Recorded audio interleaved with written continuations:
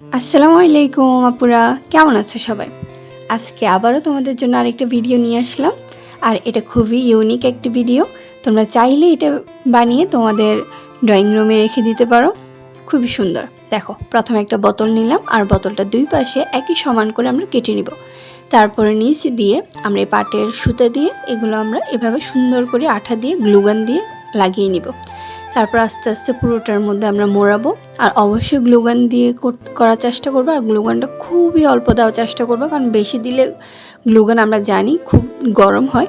তো এটা হয়তো বা বোতলটা তোমার পুড়ে যাওয়ার সম্ভাবনা থাকবে, যার কারণে তোমরা গ্লুগানটা খুব অল্প অল্প করে আস্তে আস্তে দিবা।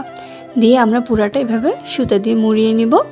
তারপরে আমরা তিনটে সুতা দিয়ে আমরা বেনি করে এই খালি পাশটাতে 2 লেয়ার করে লাগিয়ে দিব। তারপর একটা মোটা সুতা দিয়ে আমরা ভিতরে লাগিয়ে দিব, যাতে করে আমাদের ভিতরের অংশটা না দেখা যায়।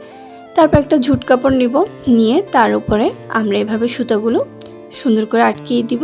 আর আটকানোর পরে সুতাগুলো অবশ্যই খুলে দিতে হবে, কারণ আমরা উপরে একটা ঝুটের শেপ আনতে চাচ্ছি।